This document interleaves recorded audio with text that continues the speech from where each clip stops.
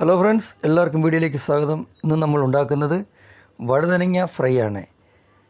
സാധാരണ ഒരുമാതിരിപ്പെട്ട ആൾക്കാർക്കൊന്നും വഴുതനങ്ങ വലിയ താല്പര്യം കാണത്തില്ല. എന്നാൽ നിങ്ങൾ ഇതുപോലെ ഒരു വഴുതനങ്ങ ഫ്രൈ ഉണ്ടാക്കി കഴിഞ്ഞാൽ എല്ലാവർക്കും ഒരുപോലെ ഇഷ്ടപ്പെടുന്നതാണ്. ഞാനിവിടെ 2 വഴുതനങ്ങ എടുത്തിട്ടുണ്ട്. അത് കഴുകി വൃത്തിയാക്കി എടുത്തിട്ടുണ്ട്. അപ്പോൾ ഇനി നമുക്ക് വീഡിയോയിലേക്ക് കിടക്കാം. അപ്പോൾ ഞാനിവിടെ വഴുതനങ്ങ നെടുകെ മുറിച്ചതിന് ശേഷം ഇതുപോലെ ചെറിയ പാളിയായിട്ട് മുറിച്ചിട്ടുണ്ട്. വിടിയിച്ചിട്ടില്ല, ഇങ്ങനെ വരിഞ്ഞ് വെച്ചിട്ടുണ്ട്. കാരണം നമുക്കിതിനകത്തോട്ട് മസാല ചേർത്ത് കൊടുക്കാൻ വേണ്ടിയാണ് അങ്ങനെ വരിഞ്ഞ് വെച്ചിരിക്കുന്നത്. ഇനി നമുക്കിത് മാറ്റി വയ്ക്കാം. ഇനി നമുക്ക് വേണ്ടത് 2 വെളുത്തുള്ളി, ഇത് നെടുകെ കീറിയതാണ്. അതുപോലെ ചെറിയൊരു ഇഞ്ചി, 3 ചെറിയ ഉള്ളി. ഇവ 3ഉം കൂടി നല്ലതുപോലെ ചതച്ചെടുക്കാം നമുക്കിത്.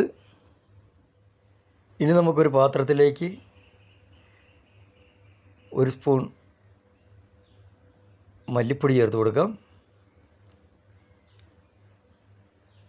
അതിനുശേഷം 1 സ്പൂൺ മുളക് പൊടി ചേർത്ത് കൊടുക്കാം.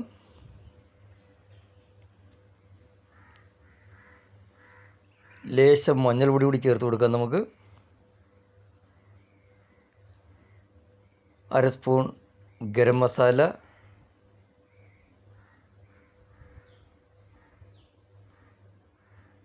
കുരുമുളക് പൊടി ലേശം ഇട്ട് കൊടുക്കാം നമുക്ക്.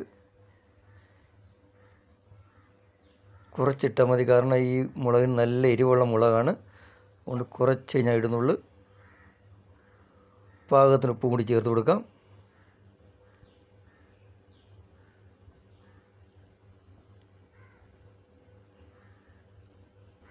അതിനുശേഷം ലേശം വെളിച്ചെണ്ണ ഒഴിച്ചു കൊടുക്കണം. ഇനി നമുക്കിതിലേക്ക് 1 നാരങ്ങയുടെ പകുതി എടുക്കുക. അതിൻ്റെ നീര് നമുക്ക് പകർന്നു കൊടുക്കാം.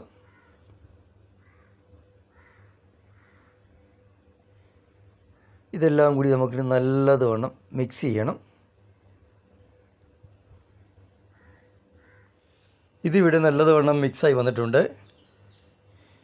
ഇനി നമുക്കിതിലേക്ക് നമ്മൾ നേരത്തെ ചതച്ച് വെച്ചിരിക്കുന്ന നമ്മുടെ ഇഞ്ചി, വെളുത്തുള്ളി എല്ലാം കൂടി ചേർത്ത് കൊടുക്കാം. ഇതും കൂടി ഇട്ട് കൊടുത്തേച്ച് നമുക്ക് നല്ലതുവണ്ണം ഇതും കൂടി മിക്സ് ചെയ്യണം.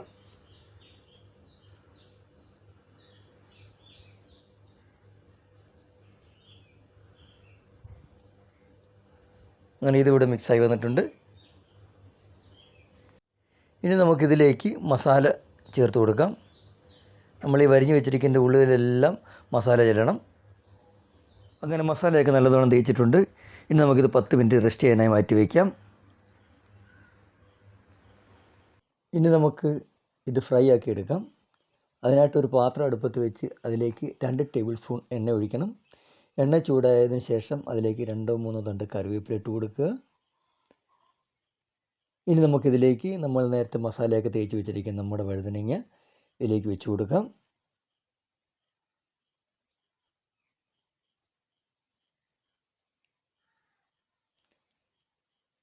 ഈ സമയം തീ ലോ ഫ്ലെയിമിൽ വെക്കാവുള്ളൂ. ഒരുപാട് തീയായി കഴിഞ്ഞാൽ പെട്ടെന്ന് കരിഞ്ഞു പോവും. ഇനി ഒരു മൂടി ഉപയോഗിച്ച് ഇതൊന്ന് മൂടി ഒരു 6 മിനിറ്റ് നമുക്ക് ലോ ഫ്ലെയിമിൽ ഇത് വേവിച്ചെടുക്കണം. കുറഞ്ഞൊരു 6 മിനിറ്റെങ്കിലും വേണ്ടി വരും ഇത് നല്ലോണം ഒന്ന് വെന്ത് കിട്ടാൻ.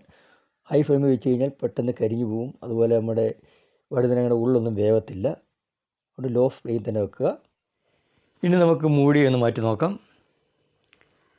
ഇപ്പോൾ നിങ്ങൾക്കിവിടെ കാണാം, നല്ലതുവണ്ണം നമ്മുടെ വഴുതനങ്ങ വെന്ത് ഫ്രൈ ആയിട്ടുണ്ട്. എൻ്റെ കളറെല്ലാം മാറി, ആ പച്ച ആ കളറെല്ലാം മാറിയിട്ട് നല്ല അടിപൊളിയായിട്ട് വെന്തിട്ടുണ്ട്. ഇനി നമുക്കിത് മറ്റൊരു പാത്രത്തിലേക്ക് മാറ്റാം. അങ്ങനെ നമ്മുടെ വഴുതനങ്ങ ഫ്രൈ ഇവിടെ റെഡി ആയി വന്നിട്ടുണ്ട്. ഇതെല്ലാവരും ഉണ്ടാക്കി നോക്കണേ. എന്നിട്ട് നിങ്ങളുടെ അഭിപ്രായങ്ങൾ കമൻറ്റ് ബോക്സിൽ ഒന്ന് അറിയിക്കാൻ മറക്കരുത്. അപ്പോൾ എല്ലാവർക്കും ഈ വീഡിയോ ഇഷ്ടപ്പെടുമെന്ന് വിചാരിക്കുന്നു. ലൈക്ക് ചെയ്യണേ, ഷെയർ ചെയ്യണേ. അതുപോലെ നിങ്ങളുടെ അഭിപ്രായങ്ങൾ കമൻറ്റ് ബോക്സിൽ അറിയിക്കുകയും വേണം. ഇനി നമ്മൾ മറ്റൊരു വീഡിയോയിൽ കാണാം.